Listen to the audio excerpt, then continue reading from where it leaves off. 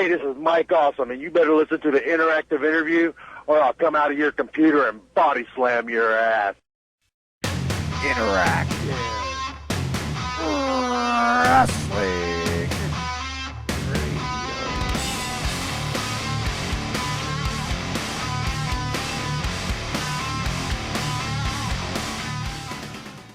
Hello, everybody. Welcome to another edition of the Interactive Interview on the interactiveinterview.com, courtesy of ProWrestling.com. Our special guest today is Mike Awesome. Mike, how you doing? Pretty good, guys. What's happening? Quite a bit. So, you mind if we just get into the questions? Jump right in, do it.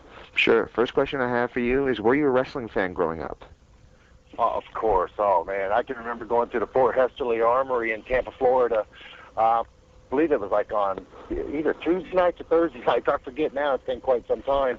But there was this guy that lived down the street. He had 3 kids. And me and my brother, we used to go, they were friends with us, and we used to go with him and his kids every week. Yeah, we were religious fans. It was great. I mean, it was just great watching Dusty and all those guys in their prime. So who were some of your favorites? What's that? Who were some of your favorites at that time? Of course, Dusty Rhodes. Right. I was a kid, everybody was into Dusty Rhodes that was anywhere around here. Who else was Terry Funk? He was a favorite.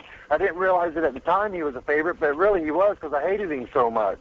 So, he was over with me. So, I have to say now that he was a favorite just because of hating me so much. Was the plan always to be a wrestler? No. After high school, I went to college. Did 3 years of college, and in my 3rd year of college, actually before I went to college, I worked for a year to save money for college. And then, like I said, after 3 years of college, talking with my cousin, Mike Bollea, which is Horace Hogan. Right. And he said that he was talking with his uncle, because, that's his uncle, Hulk Hogan is, but it's not my uncle. And he was talking about getting into wrestling, and him and I had kicked it around once before, but we were so skinny, we just didn't think we'd be able. You guys still there? Yeah. Okay. I can't hear anything out of you. I just want to make sure since I'm on the cell phone. Yep. But before I get this whole story out and then have to call you back. Yeah. So anyways, so he went on the road with Hogan for a week, and he came off and he said, Mike, it was great. He goes, we got to do it. Let's do it. And boom, we started doing it. We got trained and we did it. Did you guys train together? No, we didn't. I trained with Steve Kern, Steve Gator Kern. He wrestled locally, and also he wrestled in WWF, did a stint there. Right. USWA back in the day, and WCW. And Mike went to the Malinkos. Yeah. You mentioned the USWA, and you had to stay there. What was it like working in that promotion? It was a great learning experience because that was at the very beginning of my career. And I always say this, too. It was a great weight loss program, too, because we weren't making any money, so we couldn't afford to eat. So everybody was losing weight. I must have dropped like 20 pounds just because I wasn't eating properly. What are fans like in USWA? How did the fans take to you? They took to me pretty good, actually. I was, like I said, I was very green and just learning the ropes of the business and just figuring out what was going on. But it seemed like they took to me pretty good. I enjoyed it there. It was, it was a good time. Just, we were starving, that's all. I mean, you mentioned you were young in the business and that, and of course you went and you fought Jerry Lawler, who was at the time a legend. Was it a humbling experience for you, like, to go up against Lawler at such an early stage in your career? Oh, yeah, it was great, and Lawler, he was so easy to work with and just to learn from. It was great because you didn't have to do it. You didn't have to know anything or do anything. It didn't matter who you were. Lawler could get out there in that ring with you and talk to you and make you have a good match with him. So it was really great on that standpoint, being, early on in the career and not knowing what was going on. What led to you leaving the USWA? I was supposed to have a loser league town match with Chris Champion, and I believe both of us the match. Wow. Be leaving. And I just said, to hell with it. I didn't. When I had to pull into a gas station and use my credit card to put gas in the car just to make it to the town, I said, why am I doing this, man? I'm going on credit. I know I'm not even going to get paid for this, to lose, to be sent away. I just said, to hell with it, and went home. Of course, many people know you, of course, through your wrestling in America and through ECW and WCW and then WWE. But, of course, you're also an absolutely huge star in Japan. But what was it like going on your first tour of Japan? Oh, it was scary, very scary, because I was still green as grass. I mean, I had done the 3 months in USWA and Independence here in Florida, but to go over to a place where you're expected to step up and be one of the leaders and not be a follower, it was pretty scary. It scared the hell out of me, but I went over there, overcame, conquered, and had a long, good career there. And it's still going on. Yeah, still. We always do word associations later on in the show, but I'm going to throw one at you right away. Onita. Onita, great wrestler. How did he affect your career? He actually kept me from quitting wrestling, because I was already, when he had a guy, let me get this story out. Okay. I was, wasn't making any money on wrestling. I already come off the USWA thing, starved out of there, had a credit card bill, was wrestling for some local independents for free, wasn't getting paid, knew I wasn't getting paid, was actually their heavyweight champion, and I knew there was no payday. So I was already back in college. I had already enrolled back into some college classes when this scout for FMW came across and saw me wrestling and said, hey, I would like to go to Japan in 2 weeks.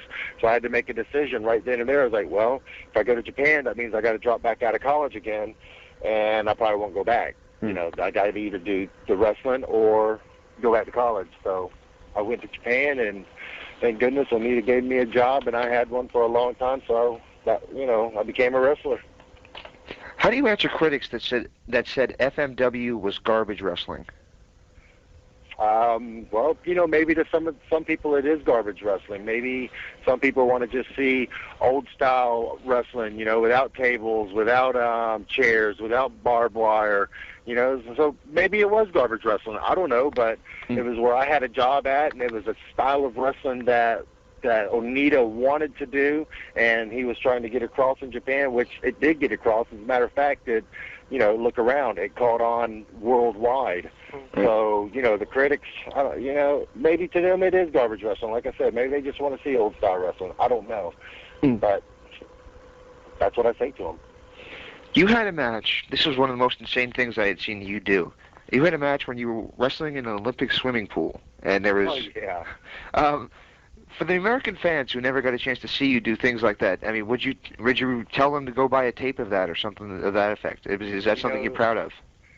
Yeah, actually, I am proud of that. I'm very proud of it, because we did some crazy stuff, and Onita, he was an innovator, and I just happened to be right there with him while it was all going on, and I'm proud to be the... I'm proud to say that, yeah, a little boat took me out to the ring. There were bombs laid out in the water. There was electrified barbed wire, which, wasn't really electrified. But, yeah. but the bombs in the water, they were really dangerous. They actually told us, they said, look, don't land on these things. If you do, you could get seriously hurt. Make sure you don't land on them. We're like, oh, great, Never had that thrown at me before, but nobody got hurt, nobody drowned. They had a swimmer there, but yeah, I'm proud to be a part of all that. Very proud. Of course, you mentioned your thoughts on people that say that FMW was garbage wrestling, but yourself, if you're just a fan, would you prefer to just watch the Japanese hardcore style or the American old sort of technical style? I'd rather see Japanese style, not necessarily constantly FMW style, because you can only take so much barbed wire. But I like to watch really good, hard-hitting Japanese matches between two guys that are just really going at it and really making it look like it's a real deal. Whether they've got chairs and tables involved, it doesn't matter to me. One of the guys that brought that style to America was Sabu, and even before that, his uncle, the Sheik, brought that into the company. Brought that into the business, I should say. What was the Sheik like? He was a crazy old man, but one thing about the Sheik, most people didn't really get into his inner circle and get to know the guy. So all they ever seen was this guy that just acted crazy and acted like a nut, and he wouldn't befriend anybody.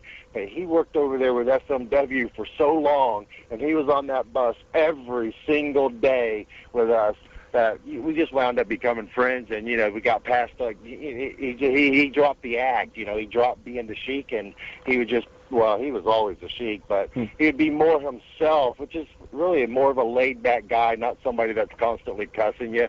He was really a nice guy once you got to know him. But if you didn't know him, he was an asshole, to be perfectly honest. I mean, he was an asshole.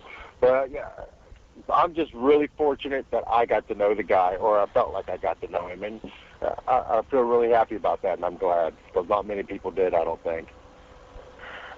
Before you entered ECW like full-time and whatnot, you made some appearances with them sporadically across the years. And how come you didn't stay with ECW from like the early days? Because I had a full-time job with Onita, and I just couldn't see any reason for just up and quitting them when things were just going so well over there. On a tape that I bought off the internet a couple of years ago, it's got wrestling's most hellacious accidents, and it's got you as the first match on the tape with JT Smith, where the top rope snapped, or it seemed like it snapped, and something... No, it didn't snap. It did not snap. What happened? You about where I bent his back over the guardrail? Yeah, that's what I was trying to tell him before. Yeah, that must be it. I just did a tope on him, and he was standing right next to the guardrail, and it looked like I broke his back. I actually thought I broke his back. When he went down, I crawled over to him and said, "Oh my God, are you okay?" And he's like, "I'm fine." I couldn't believe it, so I just jumped up and threw my arms in the air. I couldn't believe he was okay, but I'm glad he was. Yeah, that was in the entrance video for ECW for years before you even came in. Yeah. Why did you eventually? I know in Japan, they called you the Gladiator. How did that nickname come about? Well, my name has always been Mike Awesome, and after I got contacted by them and we agreed on, okay, I'm coming over. FMW, one of the people in the management in the office with them, was saying that the people wouldn't understand what Mike Awesome was over in Japan. They wanted to call me the Gladiator. I asked if that was okay, and I didn't care. They could have called me anything. I was just happy to be going somewhere where I was going to be making some real money. So that's how it came about, and it stuck. One of the feuds you had in Japan that carried over to America later on was against Masato Tanaka. How do you enjoy working with Masato? It's great, It was great working with him. We had some really great matches. It's just every time, though, that I know I've got to work him, I don't know, I'm on edge because I know that he's going to beat the hell out of me, and I know he's not liking it because he knows I'm going to beat the hell out of him. We just beat the hell out of each other, and we had this chemistry, and, it's not like we're really pissed off. We just had this chemistry where we go out there and we worked so many hard, brutal matches in Japan with FMW before that we continue to do it. Not many people will go step in the ring and have matches the way Tanaka and I will have against each other. How did you decide to go to ECW full time? I just didn't like the way things were going with FMW because Onita was out. They had new crew in there, new people doing the booking, and it just wasn't the same company. They were doing stuff that was far from what Onita originally did and far from what we did after he left the first time. And, after he left the first time, we got kind of with Hayabusa, who, now is paralyzed. Right. We got more into just wrestling instead of so much of the gimmicks. And then, I don't know, about a year after that, it changed. It changed big time. And I broke my ankle. And after I broke my ankle, I told them, I was like, look, guys, I'm going home and I'm not coming back. And I got a job with ECW, and I went out there and worked on a broke ankle and blew my right knee out. I already had a left knee that was blown out, but I was working on it anyways. So it had been blown out for 3 years. So I blew my right knee out with ECW and took a year off to heal myself. Yeah. When you were there in ECW, I mean, when you signed your contract, did you have any idea that you were going to get as big of a push as you ended up getting? Yeah, I knew everything up front.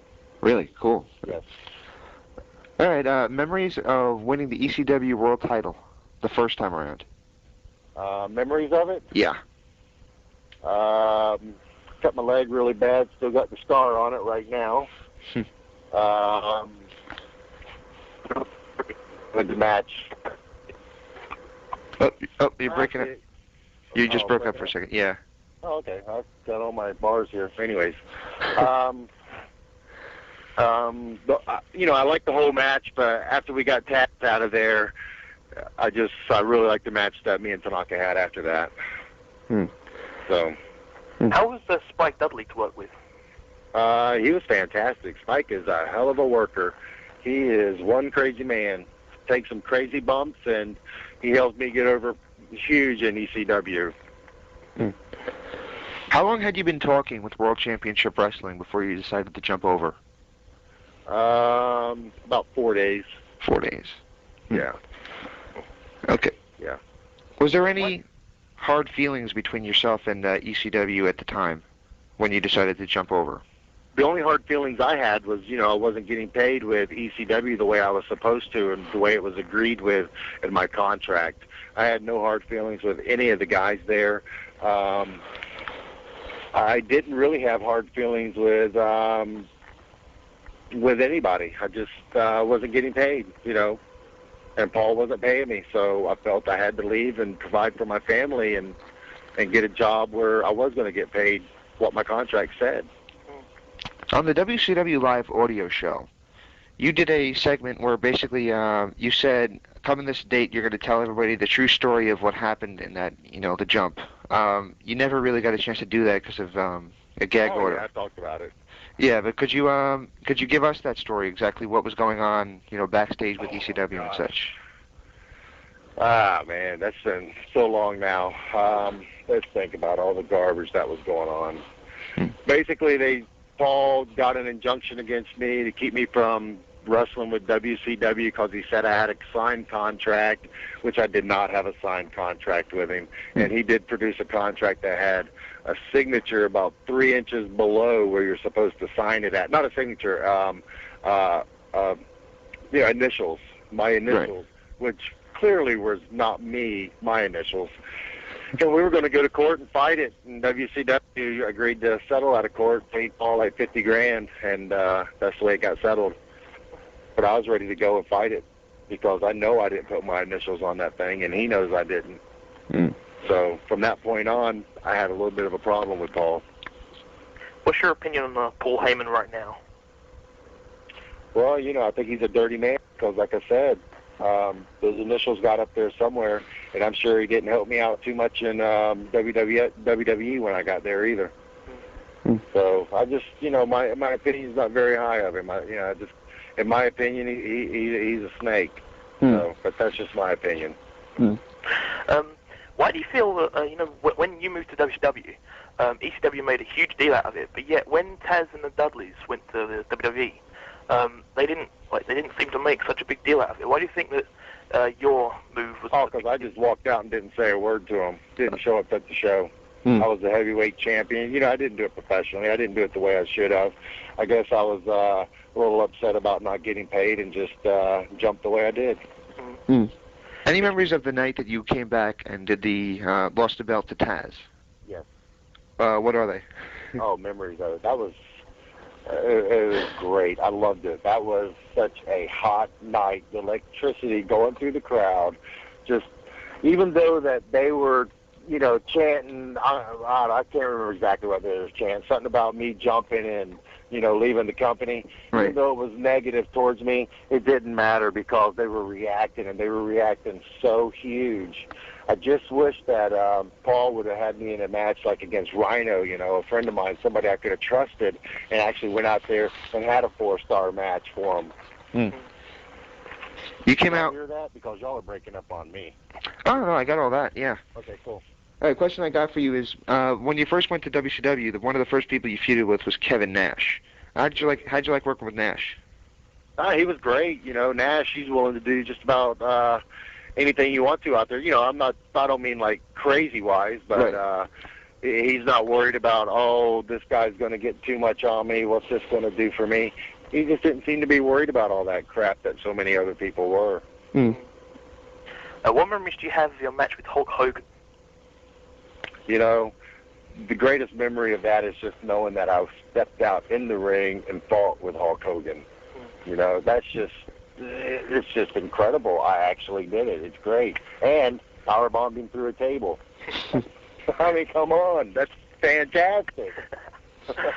I mean, you mentioned that you're so happy to work with Hulk Hogan and that, but is there anybody in the future that you know you want to step in the ring with and get it on with? Anybody in the future? You know, I can't really think of anybody like in the U.S. because, you know, I'm wrestling in Japan full time now.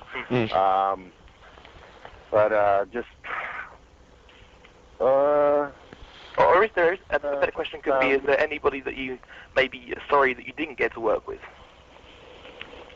Yeah, you know, I would have liked to have worked with Chris Benoit. You know, I would have liked to have worked with him. So, and Eddie Guerrero. I would have liked to have worked with those guys. Did you enjoy the more story-driven wrestling that WCW had, or did you like the more, you know, just get out there and do what you got to do, ECW style? Obviously, more the ECW and Japanese style. Right. You know, that's what I've done my entire career. And when I went out there to WCW and WWE, I just didn't pull it off that well because it was more story-driven. It wasn't the actual in-ring wrestling, which, you know, I'm more adept at. You just mentioned what an honor it was to wrestle Hulk Hogan. Do you have any opinions of the incident that happened at Bash at the Beach 2000 when they pretty much screwed him over? Yeah, that really sucked. That just really sucked. You know, my biggest opinion with that is, it ended a really great thing, you know, a thing that I was a part of. WCW, Hulk Hogan was there. I just wish they really had done that. They shouldn't have did that. They shouldn't have done that to him. I mean, he's gotten over in wrestling bigger than anybody ever has, ever. And they go and do that to him. Come on, have a little respect. Did that have any effect on your career at all, or? It sure seemed like it, you know, because Hulk Hogan was the catalyst that brought me into WCW, that introduced me, you know, to the guys that I needed to be introduced to get in. And after he was gone, it just seemed like, man, things went down very quickly. Of all the gimmicks and angles that you were given in WCW, what did you think of the two that were the Fat Chick Thriller and that 70s guy?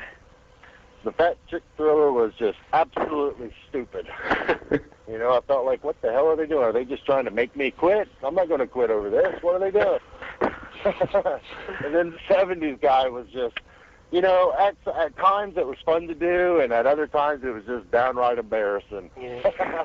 I mean, I do have some really, really good moments from doing the 70s guy. I have none from being the Fat Chick Thriller, but I do have some good memories from being the 70s guy, like pulling into some of the arenas, you know, in that big goofy-ass looking bus. Time I powerbombed that guy from, what's that rock band? That guy from the rock band that wrestled with us, Insane Clown Posse. Right. Yeah, I powerbombed him on top of the bus, and he slid off the side of it and tried to grab his foot to keep him from falling off. But I was wearing all that polyester, and I started sliding off with him, and there was nothing to grab a hold of. And I was like, the hell with this, and just let him go.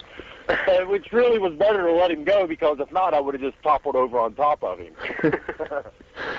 So, you know, some of those sets that we had going on and with those girls up there, oh my gosh, just crazy stuff.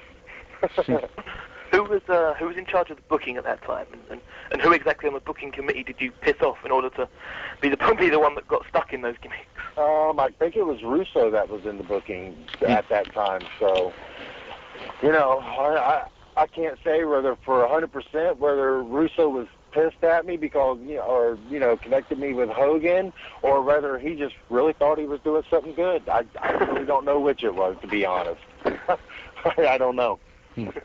Memories of working with Gary Coleman. Gary Coleman. My memories of working with Gary Coleman are he tried to hit up on Major Guns relentlessly. Would not let up. Would not let up because she was involved with, she was in the scene that we were doing. And, right. Oh, my gosh. I was like, lighten up, guys. She's not going to give it to you, all right? There are some reports on the internet that at the time of when you superbombed Vampiro at Halloween Havoc, that you injured him. Was there any truth to that, or is it just another stupid internet rumor? I don't think so. I've even confronted Vampiro, and he said it did injure him, but I don't think it did. I think it was just had something to do with what he was doing with WCW myself. That's my opinion. So you don't remember anything going dramatically wrong? No. During the match, after the match, no, not a word. This all came about, like a week later or something, or 2 weeks later. At the same event, it seemed like a fan jumped you at that Halloween Havoc event. What exactly happened? We were up in the stands fighting, and he just came out of nowhere, leapt on my back and started swinging. So I flipped him around, and I just started swinging and punching him back. And I hit 2 security guards, and I believe I hit the guy maybe once. But I hurt one of the security guys' hands, punched him so hard. So, fortunately, security was there grabbing him and, getting him off of me. So that was good. Have you had any other sort of instance where something like that, or something completely unscripted has gone on in your career? Oh, yeah, most definitely. In Japan, it's happened several times where fans have just gotten out of hand. And, over there, you hit a fan, you're not going to get sued. So I've had to put a couple fans in their place, like I said, in Japan. And there was one incident where we used to have, with FMW, we had these girls working with us that were wrestlers, and they were just tough as nails. And this one fan had threw something at the ring, and she grabbed this guy, and she brought him to the back dressing room area. And, she was yelling at him. Well, the guy bowed up and acted like he was about to hit her. He was like twice her size.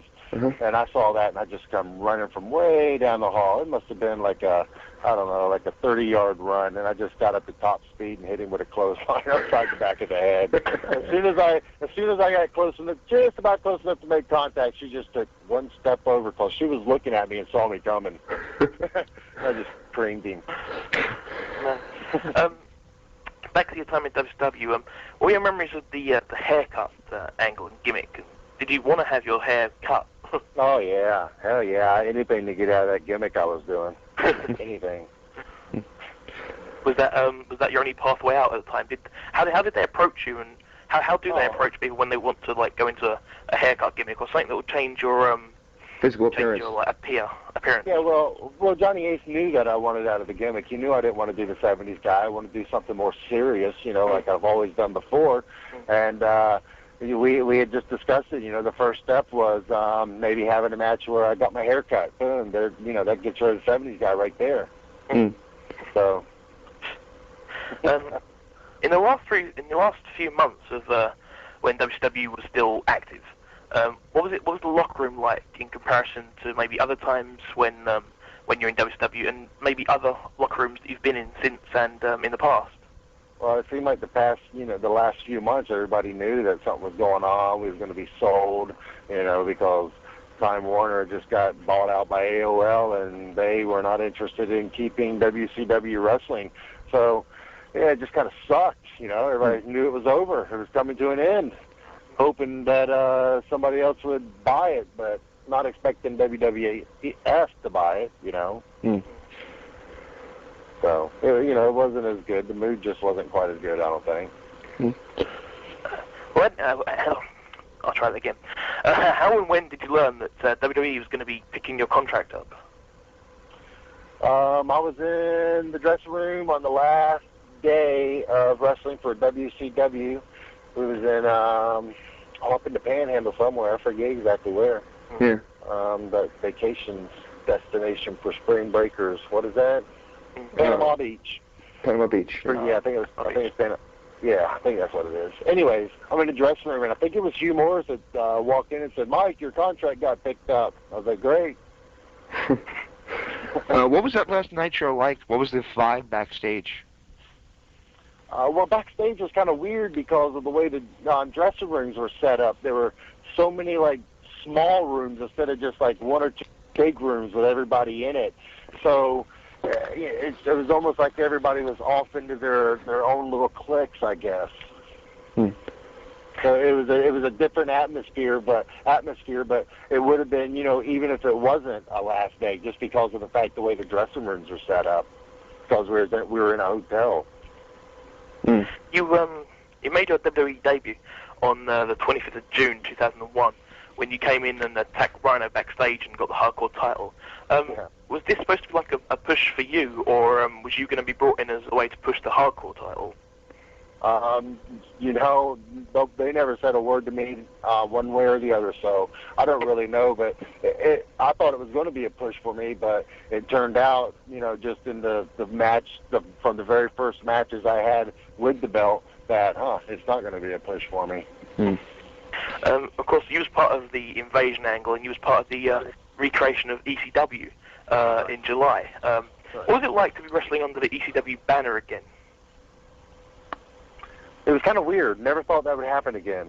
And after doing it, I started liking it because I felt like it was getting over. The fans were really digging it, and they were starting to chant ECW at the WWF arenas. And soon after that, it got kiboshed, and I think because of the fact that, we were getting over so well. Do you feel that they completely mishandled the whole, like, the way they could have done, like, the big matches that people wanted and whatnot? Do you think they completely mishandled it? Yeah, obviously so, because it never turned out to be anything. Yeah, I guess they did. But they never really got the top talent from WCW at the time that the people wanted. The people at the time, they wanted Goldberg, they wanted Steiner, but they didn't get it right away, and that's what they were really wanting. You can't say they were wanting me because I was already, tucked to the wayside way before that in WCW. In November, that you suffered an ACL tear. What happened there, and do you think that was like the writing on the wall for your WWE career? Yeah, no, that wasn't the writing on the wall. It was already gone anyways. So that's the way I felt. Whether I got hurt or not, I was probably going to be getting fired. So. Do you think Paul Heyman at all, was involved in keeping you down in the WWE? That's what I'm saying. It's just, I'm sure he didn't help. I can't say for 100%, that yes, he did, but I'm sure it didn't help. In my opinion, it just didn't help. Because I didn't walk out on him, the way I did walk out on him, and then he didn't have power in WWE at one time. Like a lot of people that got injured, when you was nearing a return, a lot of people on the internet were like excited about your return and whatnot, and then all of a sudden we just saw you being jogged on Velocity and in backstage skits on SmackDown, and a lot of people were disappointed. Were you told when you were returning that you were going to be used as a sort of a developmental talent of put other people over on the lower shows, or did they just sort of throw you on there and just sort of... No, the way that all came about, I wasn't even ready to come back. You saw I was still wearing the knee brace, but I kept getting phone calls. When are you ready to come back? We need you to come back. And like, damn, So all right, well, let me get this knee brace, and I'll come back before I'm even ready. And I did, and it didn't matter anyways. They just wanted to get me back to fire me probably. So. When you went back to Japan as the Gladiator, how did the fans respond? Great, absolutely great. They always respond great over there. So I guess they remembered you from the past? Oh yeah, of course. I wrestled there for so many years. Yeah, no doubt about it. And I was only gone for 3 years. Right. So. You wrestled a couple shows for NWA TNA. What did you think of that operation? It's just not really my kind of wrestling, I guess. Going out there and doing those real quick TV matches. Even though it's pay-per-view, there is a little bit more time, but it's so scripted and just so planned out. I have a hard time with that myself. And I don't know. To be honest, I just really wasn't into it when I was there. And I should have been more into it. I should have been, but I really wasn't. You know, I had my gig going on in Japan, and I guess that's really where all my focus and energy lies. You were a member of the new church when you were there, but I know he wasn't there at the time. But another member of the new church was Jerry Tootie, the Wall, the Wall Malice. I know he toured in all Japan as well. Any memories of him since he recently passed on? Yeah, just unbelievable. You know, him and I, we tagged over there in Japan for damn near a year just before his passing, and I wish I hadn't got injured, and I wish I could have been on that last tour with him. I don't know, just wish I could have, been with him. Really going to miss the guy. Yep. Okay. Well, in the States, you've done some MLW shows in the past, and yes. They're relaunching earlier in 2004. Will you be with the company then? No, I don't believe so, because I haven't got an email or anything from them. So I'm not planning to be a part of it. So what does the future hold for Mike Awesome? Wrestling in Japan. Yeah, that's like I said, where my main focus and energy is, because it's just so tough to really make a living on the independent circuit here in the States, and I just need a little bit more than what the independent circuit can offer. So I'm just going to keep doing what I do best and do it in Japan. And how can fans find out what shows you're going to be on and whatnot? Do you have an official website, or do you have a way? No, I don't. But I really need to get one. I really do. And I've talked about it for years, and dang it, I need to do it. So if anybody's listening and wants to help, do a website for you, how can they contact you to do so? Actually, I've already got somebody that's supposed to be working on it. Excellent. Yeah. So, yeah, I'm waiting on a call back from them to say it's done. Cool. Excellent. Well, make sure you contact us as soon as it's up. Right, but if anybody wants to see what I'm doing, really in the States, I have nothing planned and nothing booked at this time. But just go to All Japan Pro Wrestling, type that in, and you'll come up somewhere and find out what I'm doing in Japan, and then just try to get DVDs or whatnot from wherever they get them from. The internet. You can find anything on the internet. If your career was to end tomorrow, what would you say your career highlight would be? My career highlight would be when I won the FMW Heavyweight Championship for the first time. Cool. Yeah, because that was the accumulation of a lot of years of struggling and really struggling and trying to make it in the wrestling business. And it was like my first really big accomplishment to be the heavyweight champion of a major company, in Japan, such as FMW. Excellent. Well, now can we roll into some word associations, if that's okay with you? Okay, that's fine. I'm not that good at it, though. I think a word on it instead of saying what pops up. You can, if you want to think about it and give a story about any of the names, that's fine. I mean, you don't I'll try to do one word, though. Okay. First on the list is Vince McMahon. Vince McMahon, very powerful guy in the wrestling industry. Paul Heyman. Paul Heyman, not a powerful guy in the wrestling industry anymore, thank God. Masato Tanaka. One of my best competitors ever. Hulk Hogan. So, that, just proud to be the fact that I got in the ring with the guy, I've already heaped enough praise on Hogan. Horace Hogan. Horace Hogan, a really good friend of mine. Spike Dudley. Spike Dudley, great wrestler. Hey, and after that, what's Spike doing now? Is he still with WWE? Yep, he is, yeah. Oh, okay, good. I think he got injured at one point, but I think he's all right now.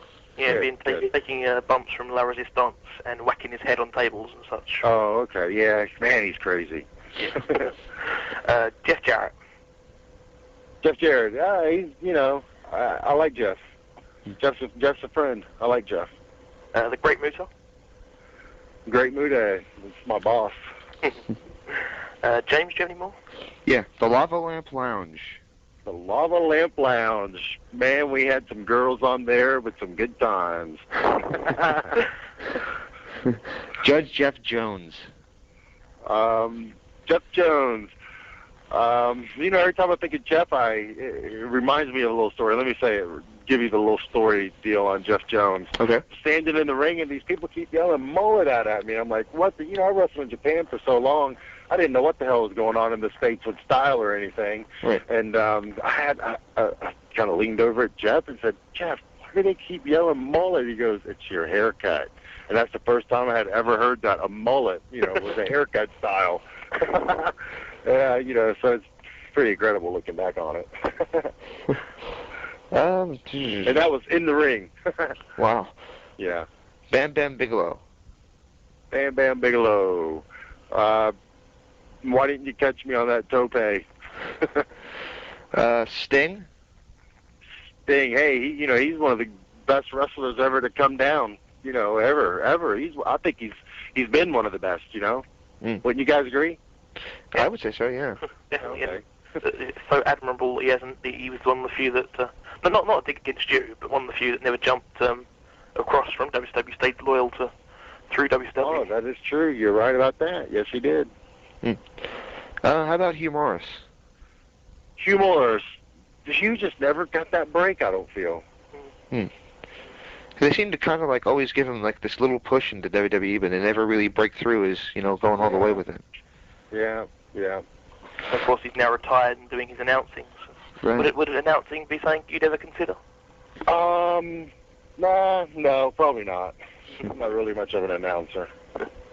There's been several people that have told us, like Shane Douglas, that once they're done with wrestling full time, they'd like to still be involved either behind the scenes or doing something in the business. When you're done, are you done, or do you still want to do things? I want to be done when I'm done. I'm not really interested in doing anything else besides the wrestling. Once I'm done wrestling, I want to be out of it. I just want to walk away from it. Excellent. Well, we can't thank you enough for this interview, and is there anything you'd like to say to your fans before we hang up? Yeah, don't feel like I'm dissing you guys by, not working here in the States, but, there's only one major company here, really, that you can work for, and I'm not working for them, so that's why I'm in Japan. Well, obviously, as soon as your website's done or whatnot, let us know, and we'll get the word out about that. Okay, and, sure will. Thanks for your time today. We really appreciate it. Okay, appreciate it. Thanks, guys. All right, stay tuned for more from the Oh, I appreciate it. Stay tuned for more from the interactive interview.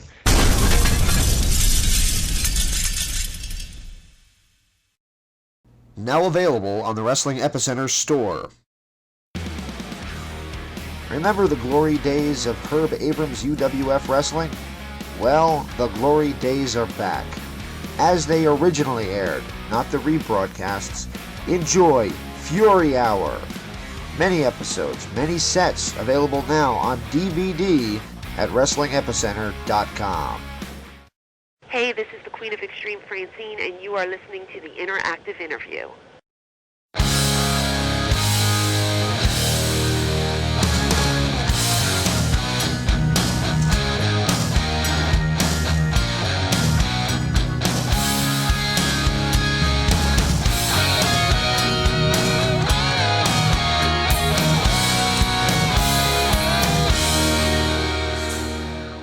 Hello, everybody. Welcome back to the interactive interview. Daniel, it's the new year. Indeed it is. Happy New Year! Mm-hmm. Whee! 2004. I keep calling it 2005 because people have been saying, well, it's coming up to 2004. So now it's a new year, I'm thinking 2005. Well, not, but you know what I mean. Oh, that's weird. Yep. I can't believe we're almost in the middle of the 00s already. Ooh, yeah. Still 1 year away from it, but okay. Yeah. Yeah. Almost. Close. But the millennium was just like... Okay, well, I was about to say it was only a couple of years ago, but technically it was 4 years ago. But I'm trying to make the point that it seemed quite... not a long way away. Right. Yeah. I know what I mean, I think. I think I got you. So we put 2 shows up this time. Uh-huh. Well, not 2 shows, 2 interviews, yeah. 2 interviews. You know what I mean? When you're looking at the archives, it could look like 2 shows. Okay. So it's Jarrell Clark. Okay, I'm gonna start there. We just had Mr. 630 on, Jarrell Clark. Not that I could say actually 630. Those wondering when I first recorded it, I said, Mr. 360, and he goes, 630. And I went, I don't know. The funny thing is that we both know it's 630, yet you still manage to say like 360. I guess because that's like the number combination that you get used to after all those years. Yeah. So I never would have thought, 630 when it's so used to saying 360. Yeah, I suppose, of course, you don't mind calling former WWE tag teamers by other big black men's names. What are you talking about? The Evil Knight. Can you kind of hint at? Oh, yeah, Nelson Knight. Yeah, well, you managed to call Dennis Knight Nelson Knight on a recording. Oh, yeah. As soon as, I didn't call him down. I didn't go that far. I said, hi, it's Nelson. And I went, no. And I tried to re-record it when I didn't want to go. He won't remember. Well said. For smooth. He won't remember. So, we also have Mike Awesome on this interview. Mike Awesome. Who we originally scheduled to have on the show, possibly, I'd say, close to 7 years ago now. I think it was like May. It was so long ago. It was like my birthday present to me. Back in May. But, yeah. Hell of a long time ago. Yeah. What the hell happened there? We happened. Well, I happened.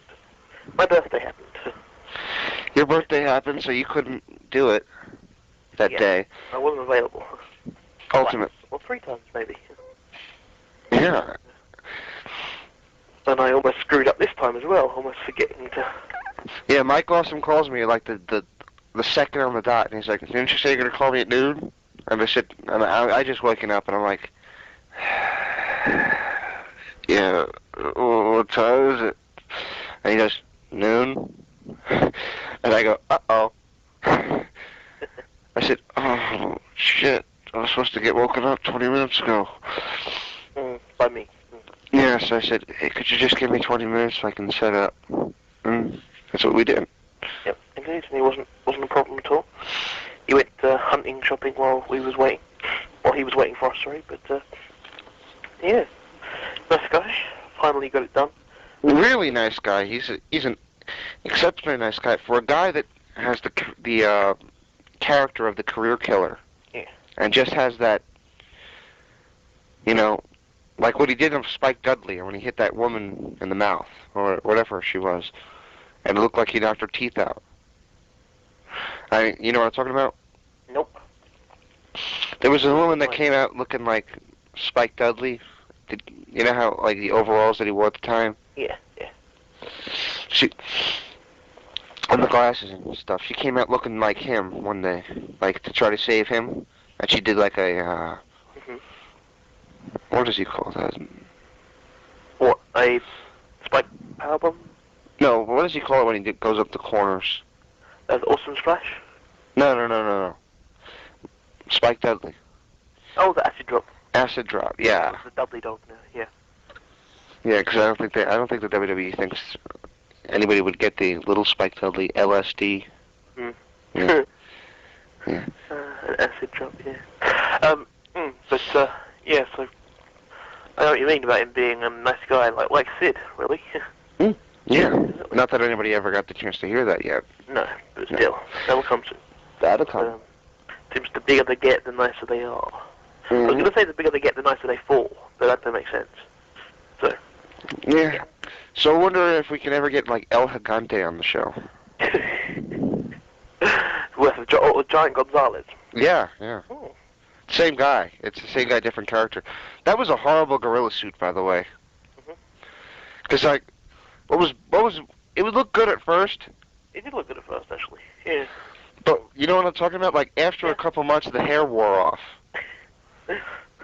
It looked like he was like losing his pubes. It was like, what happened?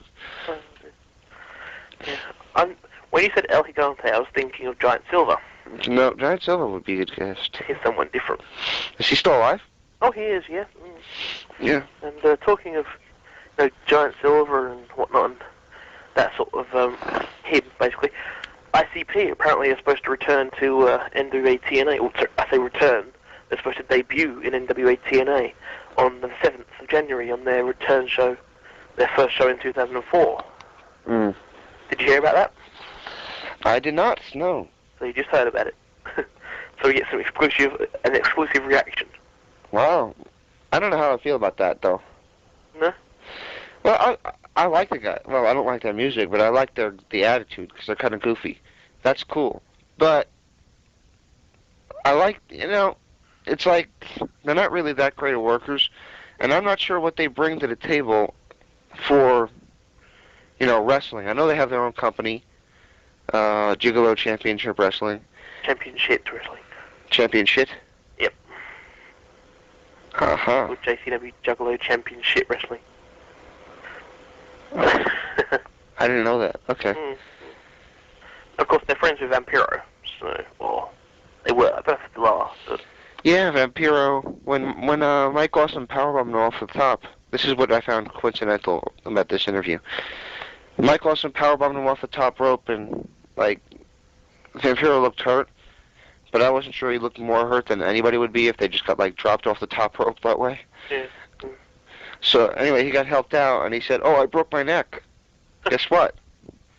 A week later, he's out on a Insane Clown Posse ICP concert playing bass guitar. With his broken neck, of course, I imagine. Yeah. So it's really easy to do headbanging with you when you have a broken neck. Oh yeah.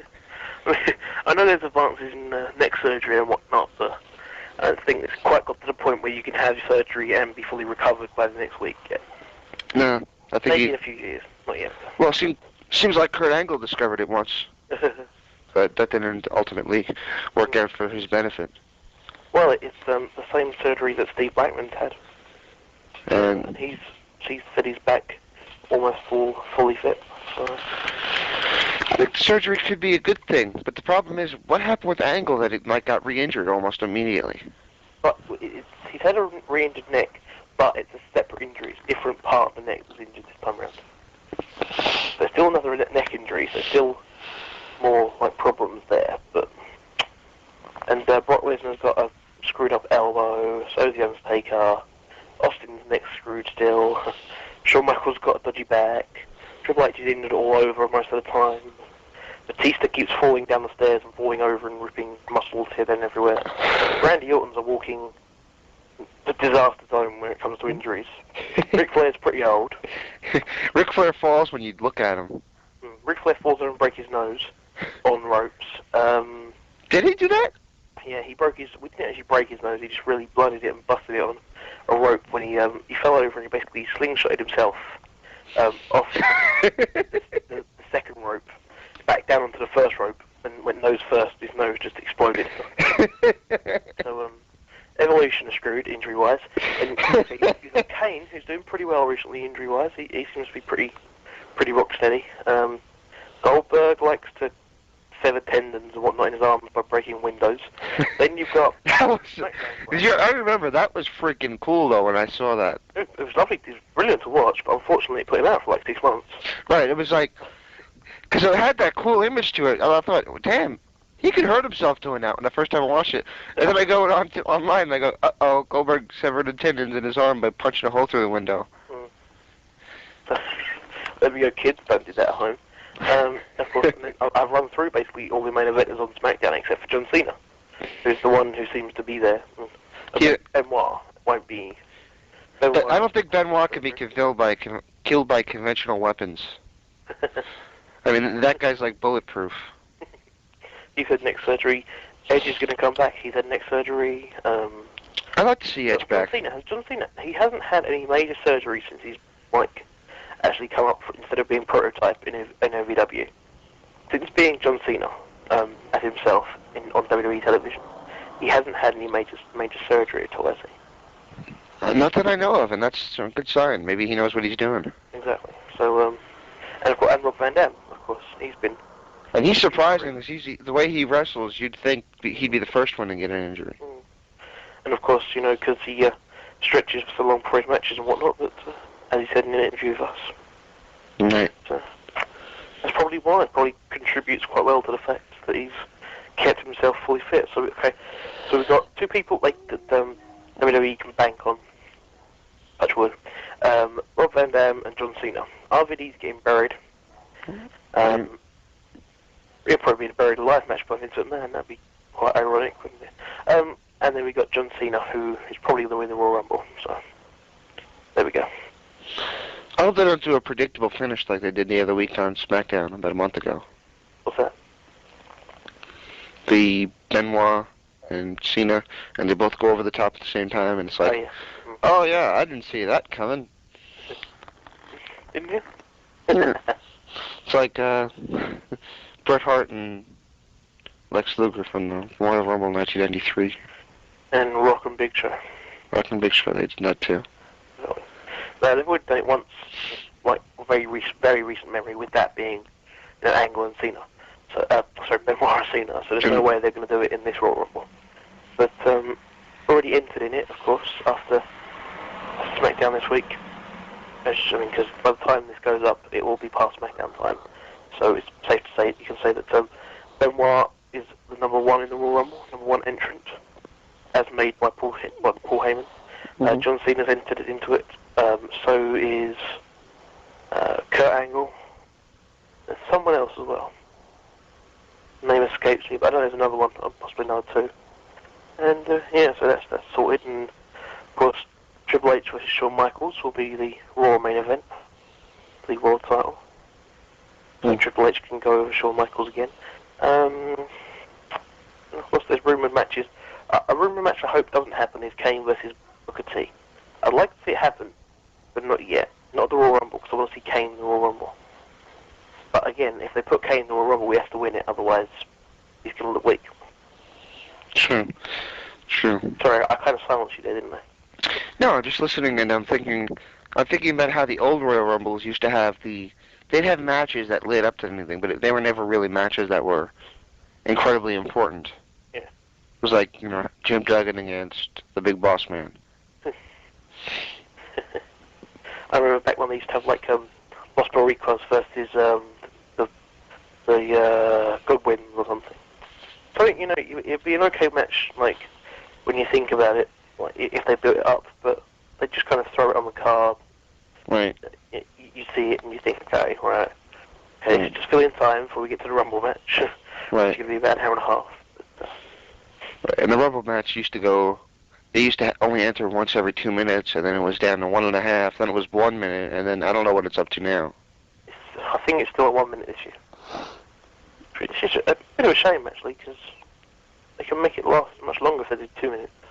Yeah, but do you think the guys can do it anymore? I mean, the one that went that really long, who won it? Rick Martel lasted the longest for a long time. He had a long-lasting record, and then Ric Flair came in and shattered that, and then Bob Backlund shattered that a couple years later. I mean, if you put Benoit in first, right, then maybe stick in. If you're going to put, I imagine they're probably going to end up putting Steiner and Batista in there, right, at some point. So if you stick Steiner and Batista in kind of late, they haven't got quite the conditioning of other people. So put in like Steiner, Batista, 29 and 30 or 25 and 30, something like that. Exactly, yeah. So Steiner, I'd probably advise put Steiner in about 25, right, earliest. And with those two guys, I think you should do a Bushwhacker Luke elimination, which means he, did his arm flapping thing in. He walked across the ring, somebody threw him off the other side, and he walked his, arm flapping thing back. He was like all of 3 seconds in the ring. I imagine they're probably not doing something like Shadow Moore. Yeah, which is a shame. You mean Tommy Rich? Yeah, Tommy Rich, yep. Yeah. Inside joke, inside joke. Poor guy. I really feel sorry for him after that. Yeah. The way he was treated. But, well, hopefully we can rectify that at some point. exactly, yeah. Shannon, hopefully he's going to be on the show soon. Also, hopefully coming on the show soon, we've got booked is Medusa. Medusa, M-A-D, about the USA. Yep. Of course, was mentioned in the Busy High interview, the last interview. We've got Chris Sabin. Hail Sabin! Hail Sabin. Hail Sabin! That's actually cool how they did that with this theme song. That's pretty creative. No, yes. It's quite a good sort of, the whole, I don't know how he would have come up with that catchphrase, to be honest. I think it was an accident, actually. Yeah, it's not really sort of like the thing that would roll off the tongue. Like you got, for some people, you'd obviously have, like, Can you dig it, sucker? Isn't it just great when you can't think of an example? Well, The Rock, anything The Rock says. Exactly. I mean, there's some things that are pretty obvious that you're going to come up with. Like Stone Cold Steve Austin, it runs, kind of thing. But Hail Sabin, it's not the same sort of thing as a Stone Cold Steve Austin, because obviously people like call him Hail Sabin. But, I don't know. It's not Hail Sabin, Chris I don't know, Sabin. James, I've lost myself. It's not Hail Sabin, Chris Sabin. I know. But I mean, that's not his nickname thing. Hail Sabin, Chris Sabin. Yeah. But yeah, so he's on the show. Eric Watts. Eric Watts, yes. Son of Bill Watts. Son of Bill Watts, who was blasted by several guests, actually. Exactly. So that should be an interesting interview. And Steve Blackman. Steve Blackman. Lethal Weapon from Ground and Pound Gear, what's his new adventure, his new way into the future with Ken Shamrock. Ken Shamrock, the world's most dangerous man. Whatever happened to that never happened. It never did happen. It will happen. It will happen. We'll have him on the show too. Whether he likes it or not. And we're going to make him submit and do it. We're going to put him in an ankle lock until he agrees to do the interview. Also... That guy can hurt me. I'm not going to... Oh, yeah. Yeah, I'm not going to mess with him. Yeah. I was going to say something, but I'm not going to, because I'm not allowed to. Then, of course, next, finally, I don't know if I told you yet, but Justin Roberts, also known as Jason Roberts, because he's got two names. He's the SmackDown fill-in ring announcer. But they started originally calling him Jason Roberts, back when Just Incredible was with the company. They called him Jason Roberts. And now they're calling him Justin Roberts. So he hears a rumor that his real name is Justin, but he's not sure. So JJ's going to be on the show in the future. Am I missing anybody else? I can't think of him. I don't think of him.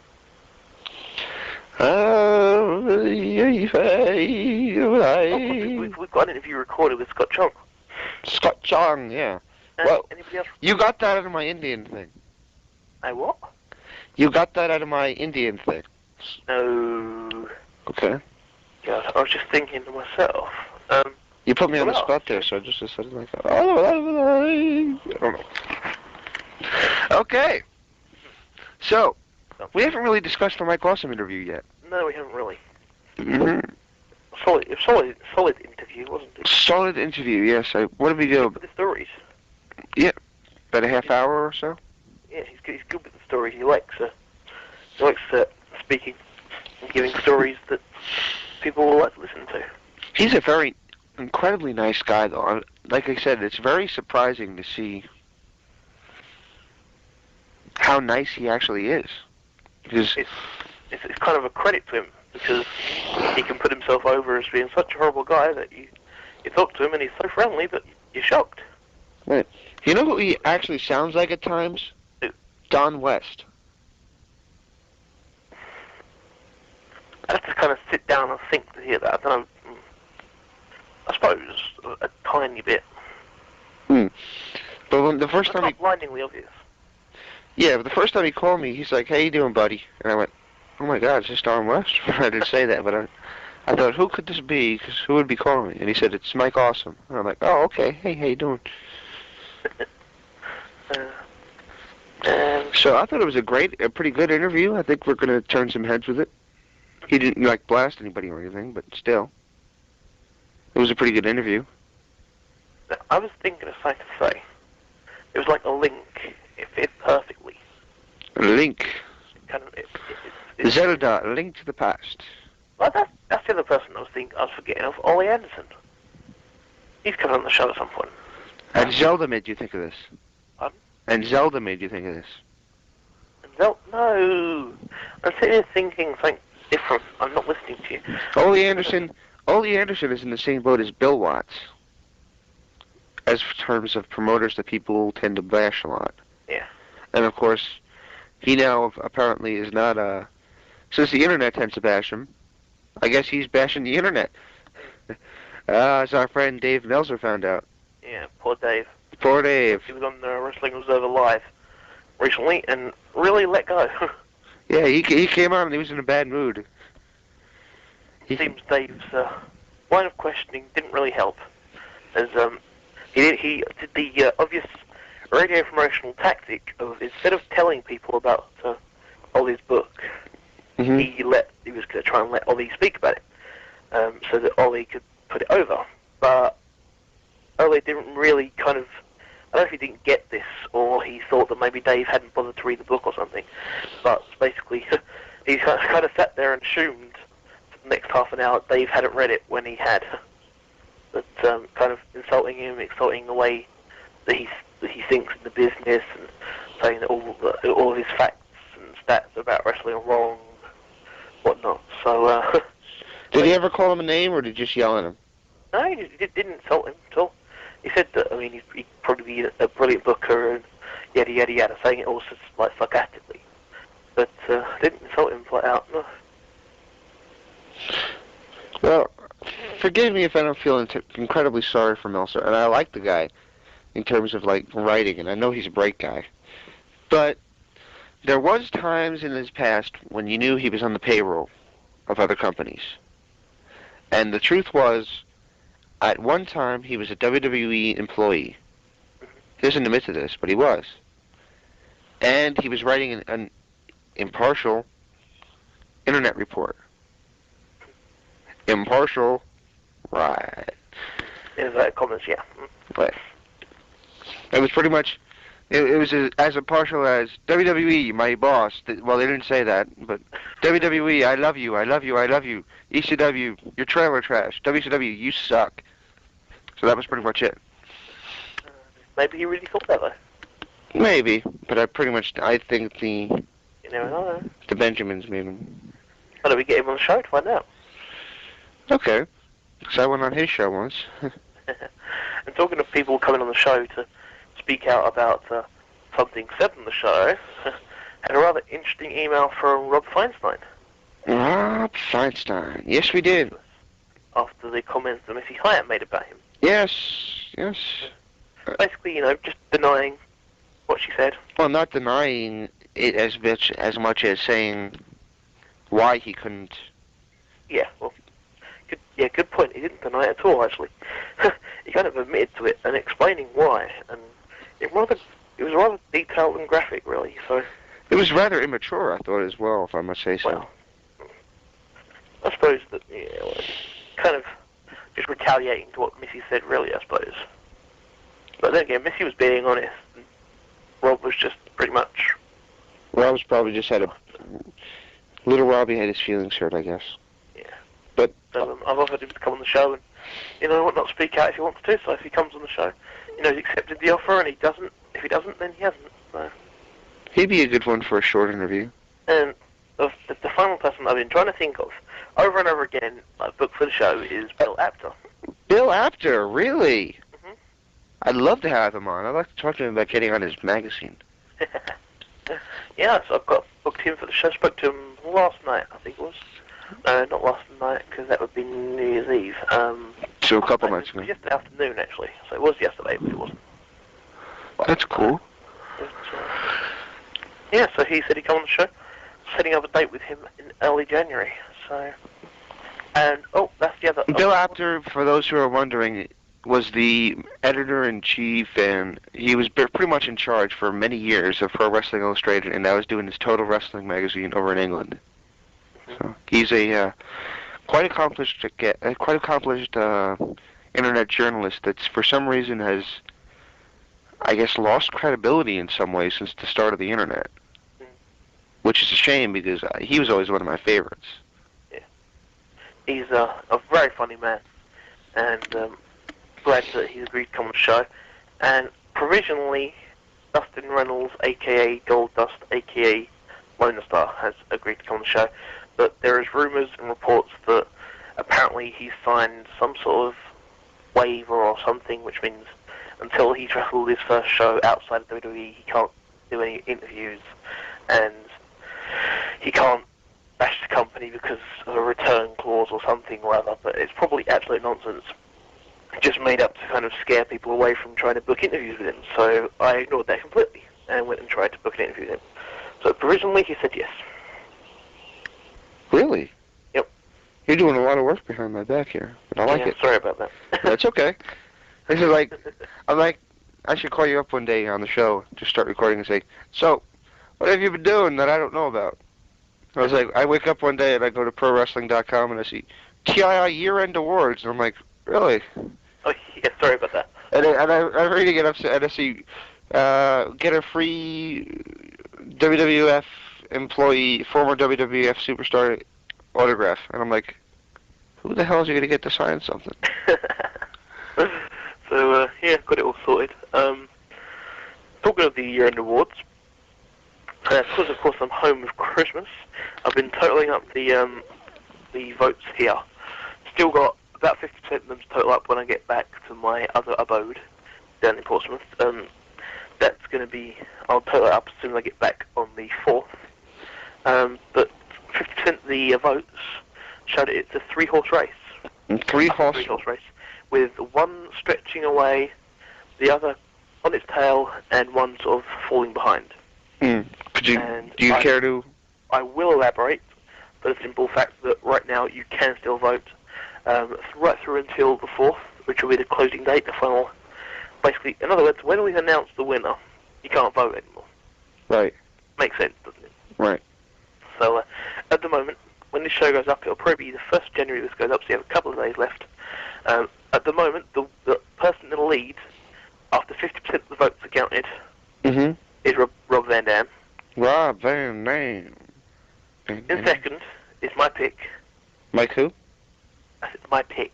Oh, you said Mike Pick. I'm like... Mike Pick, yep. I interviewed him as well, behind your back. My pick, Jake the Snake Roberts, is number 2. Yeah, I think that's a better interview. And, well, not a surprise at all, actually. But I saw this interview that I didn't think would necessarily get quite as many votes, but has, is number 3, Bobby the Brain Heenan. Bobby Heenan. I wonder how many people are voting based on name recognition instead of actual interview quality. I don't know.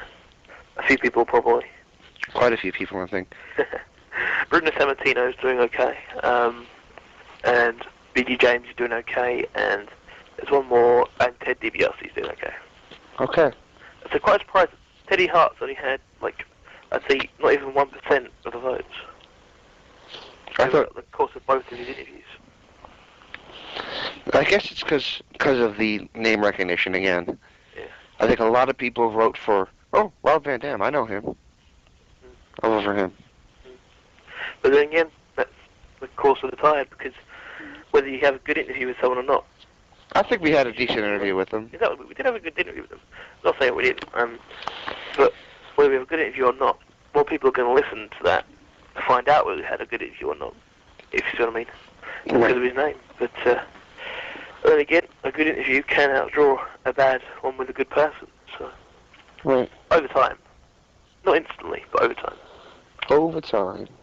So, taking care of business every day. Taking care of business and working overtime. Yay! Yay! Yay! I just died! Yay! And I just want to say good luck to MLW on their return. Yes. Coming up in about a week. I think we either have or will air a commercial for them to... We have. Out of the goodness of our own heart, of my heart, of James' heart. Actually, I have something recorded, and I want to get your opinion on this so I get it on the air. Okay. I'm not going to run it this time, but if we do this in the future, I have an idea of what I'm going to do. Okay. Remember, tell me if this rings a bell. The following announcement has been paid for by the New World Order. Yes. I'm thinking about, doing an intro for those commercials eventually. Not this time, but for this, the following announcement has been paid for by Major League Wrestling. NWO. Talking to the NWO, of course. Kevin Nash, no longer WWE employee. Really? Yeah, as of today. His contract expired. Today. No, yesterday. Are they going to resign him? Apparently he hasn't been offered a new contract yet, no. TNA should jump on this. Exactly. So apparently Scott Hall, of course, has links with TNA still. Nash has said that he wants to work with Hall, either in Japan or somewhere else. And since it doesn't look like Hall's going to be going to WWE, and it doesn't look like Nash is going to be re-signed by WWE, even though they both left on good terms in the end, even Hall. Nash especially, because he's still good friends with Vince. But, yep, TNA could be an option. Japan could be an option for the Outsiders reunion. I don't know if I'd take Scott Hall to Japan, though. Why's that? He's proven he can't do well on the road. Yeah. And there you're going to be on the road a couple nights at least. Mm. Yeah, but I think maybe a reformed character. True, but... Isn't his new fathership well? Well, I wish him well. I do wish him well, because he seems like a pretty good guy, now anyway. But I just don't, I don't want to see anything bad happen to the guy based on this business. Mm. So, like, TNA would, like I always say, TNA would be a good thing for him, because it's only one day a week. Mm. Exactly like what B.G. James said to us. Mm. That B.G. James said he enjoys TNA because it's one time a week, and he gets to spend the rest of the time with his family, which is exactly what Scott Hall wants to do. I mean, it's unfortunate for just speaking civic about Sean Stasiak, because it's clear that's probably what he wants to do, because he's on the indie scene now. Right. Of course, and it's unfortunate that he has prior commitments on Wednesday evenings, therefore meaning he can't work TNA, even though they've been in touch with him in the past. Mm. But, people used to call WCW the retirement home of wrestling. Mm-hmm. I think now we can call TNA the Alcoholics Anonymous of wrestling. No, that sounds horrible. That sounds a bit horrible, yeah. Oh, yeah. How do you mean it? Come on, explain yourself. Okay, well, some of these guys have been around, and not all of them have had the best experiences with their demons. Namely B.G. James and Scott Hall and such. Scott Hall hasn't been on TNA in over a year. Well over a year. And I just want to, and that's kind of prompted me again to send a thanks out to Dave Collion, who's again sending tapes to me. I love it. It's brilliant. What's he sending you this time? And a follow-up to the IWA tape I've got. They sent me, and the TNA tape. Unfortunately, given the fact it's Christmas time, I haven't had a chance to get round to either of them yet, and it's now 2004. So that is quite bad. But I have a plethora of books and comedy DVDs that I got for Christmas that I'm running through. Okay. So, and I stupidly spent 3 days without setting up my PlayStation 2 because I thought that I couldn't tune it in on the television I have in my room. Mm-hmm. Like, it's a relatively old television, cause it's just a makeshift one I've got for when I come home for like holidays and stuff. And yeah, so I figured I couldn't tune it in. But it wasn't that I couldn't tune it in, it was just that I didn't push the wire in the back of the PlayStation 2 in hard enough. A friend came round, checked it over, pushed it in a bit further, tuned it in, and I've been watching DVDs since. But yeah. I'm going completely off on a completely different tangent. I like this PlayStation 2 thing. Here comes the pain finally. Mm-hmm. Which you got for Christmas. Yeah, I like it. I like it. Though I didn't like the football game because my little cousin kept beating me yesterday. And how old's your cousin? About 10 or 11. I guess it's because it's his world. Like that's what his world revolves around, and my world is just pretty much, whatever the hell. It's not video games at this point. So like I'm stepping back and I'm like, throw the ball, and boom, I'm down like after 2 seconds. Well, of course, it's American football, not. Yeah, I pretty much realised that. I played an old Madden game, like Madden 96 or something, on Sega, like Master System or something. when I was like 10. I don't know. Yeah. Hey. I like Madden 92 because when you got injured, they pulled the ambulance on the field. And when you got the ambulance on the field, if there was a player on the field in the way, the ambulance ran right over him. So like you hear, "Bah!" and the guy go straight down. They just keep going. I've got 2 PlayStation games I haven't started playing yet. I'm not going to start playing them until I'm like in a sort of situation where I know I'm going to have a lot of time to play it. If I start playing now, I still haven't got myself a new memory card because I lost a memory card about 3 months ago. Still haven't got myself a new one, so if I start playing it now, then I have to turn it off by the time I go back home on Sunday. Mm-hmm. So I'm going to start playing them when I go back down to my house. What game is that? I've got 13 and Real Crime, I think it's called. I got Crush Hour for Christmas. Is that any good? Interesting. I haven't played them enough to really judge, but I'm not really good at the shoot 'em up games. But it's kind of funny because Vince McMahon has taken over the world, and now he's having his superstars drive trucks. But I'm thinking to myself, yeah, this is Vince's wet dream. Interesting concept. The world shoot 'em up car thing, whatever federation. And you could see him. He's gonna go put it on NBC, and he's gonna stand in them, and he's gonna go, "Welcome to the WGFD Juwaha." Yeah. And then they're gonna have Steve Austin come out and say, "Yo, if you're right, you're gonna be listening to WGFGGFU Formula." And then they're gonna have all these guys, The Rock, and he's like, "If you smell what the WGFGFG is cooking." And then they're going to think, you know what?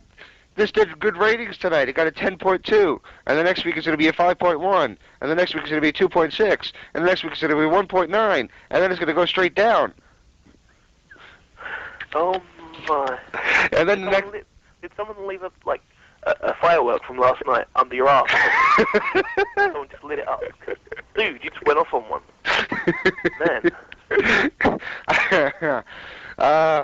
I was, of course, comparing Vince's weird things to the XFL. Yeah, I figured as much. Okay. Just before we wrap this one up, I want to say, anybody who's got a bit of money left after New Year's and Christmas, which probably isn't a whole lot of people. Right. I mean, it's busy time, spending a lot of money and whatnot. But if you have got any money left, and you've got a multi-region DVD player or something or whatnot, head over to either Amazon or something like that, and buy a DVD, if you like comedy this is. And if you're listening to us, you're probably laughing at us quite a lot. Oh yes, I did say at. So, you're not laughing at us, you're laughing with us. No, the other way around probably. And so if you like, comedy, check out a DVD by a bloke called Al Murray. Now he's a UK comedian, and he was in a TV series over here, which is really popular. And the name happens to escape me. But it was a couple of years ago, and since he's been pretty much working on his stand-up stuff, and he's now got a DVD out, which is him live for an hour and 10 minutes, and it doesn't insult America at all, so you'll be okay, you'll be safe. It insults the French, it insults the Australians, it insults England, Ireland, Wales, and Finland. Finland's a sort of off-the-cuff kind of insult. But yeah, it's absolutely hilarious. It's called Al Murray Pub Landlord. And yeah, I think I really, really have to recommend it. I've got quite a few DVDs for Christmas, like Ricky Gervais, who's a top UK comedian, and Peter Kay, who won Comedian of the Year, who are both excellent, really funny. And I've got a couple of other DVDs that I haven't watched yet, but this DVD is absolutely the funniest stand-up I've ever seen. Al Murray's his name. Just check it out. My mother got me a tape of this movie called Trick or Treat, and it's got a picture of Ozzy Osbourne and Gene Simmons on the cover. Now they're both in the movie, but the pictures aren't from the movie. It's just pictures of them to try to sell the movie. And I'm watching it, and I don't know if anybody has ever seen it, but if they've ever seen the show Family Ties, it's the kid named Skippy from Family Ties playing a metalhead, which is like the total opposite of what he was. He was like a geek on Family Ties, a weird, weird geek, and then he's a metalhead in this one. He's got long hair and everything. And then Ozzy Osbourne plays a reverend. So he's got like short blonde hair in the movie. I guess they got him a wig. I don't really know. He's got short blonde hair in the movie, and he's going off, and he's like, listen to these lyrics. I want to drive my hot machine into your parking lot. This is not right. It's not a love song. I want Nat King Cole. This is not right. So basically, they're making fun of rock music. Yeah. I've never seen it, and I have no idea what it is. So it's just kind of, pretty funny. They bring some rock star dies, in his hotel room. Oh, hilarious. And then he comes back. He comes back through a tape of him, like through an audio tape recording. Interesting. He comes back through, and every time it's played backwards. I see. Yeah. Okay, so I'll try and check that one out. If you try and check the DVD out later, I reckon it. Okay, you got a deal. Okay. It's pretty insane, that movie, but well. So's the DVD. Or even. So well, Happy New Year to everybody. Happy New Year, happy, everybody happy. I hope all your, New Year's resolutions or whatnot come true, etc. Why don't we do that real quickly? You have any New Year's resolutions? I don't know. I don't really do them because it's just kind of like saying to myself, yes, I'm going to do this. No, I'm not. No, I'm not.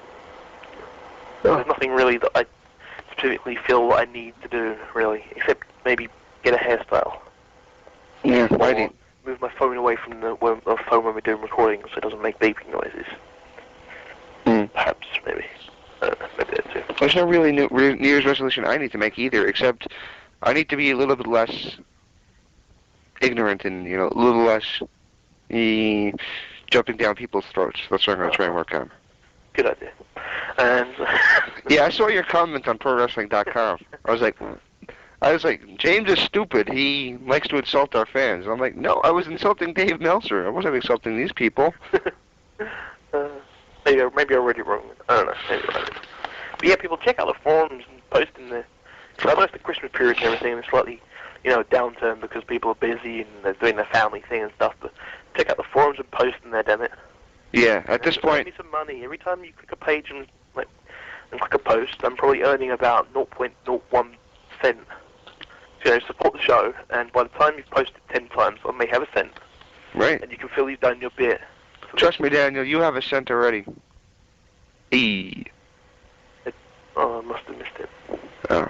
Didn't get it. Odor. Cent. Yeah. Hilarious.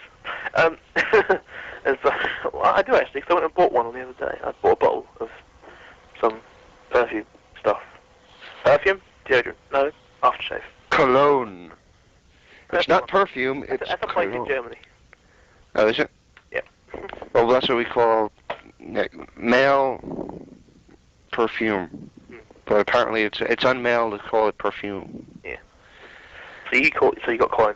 And another thing that came from that DVD I was talking about a minute ago is how the fact that the French have a place, like a town called Brest, and yet they don't find it funny. How could you not? Exactly. You have to find it funny. But of course they're French, so they don't really get it. Because it's not like... Is Brest big? It wouldn't convert to French. In French, it wouldn't convert to Brest. It probably doesn't exist in France, but... Is Brest big? I don't know, but I hear the terrain's quite flat, so... Really? Yeah. That's what I hear. That's what I hear. Well, yeah. Those French people, it's probably hairy. I don't say that at all. Okay.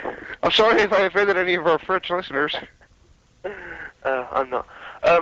So wrestling in general is offending French people at the moment, so... La Resistance? Exactly. But anyway, yeah, let's wrap this up. Alrighty. Well... What song are you going to play? Actually, I'm in the mood to play something off the new Def Leppard tribute CD that I just bought. Well, I got it for Christmas, actually.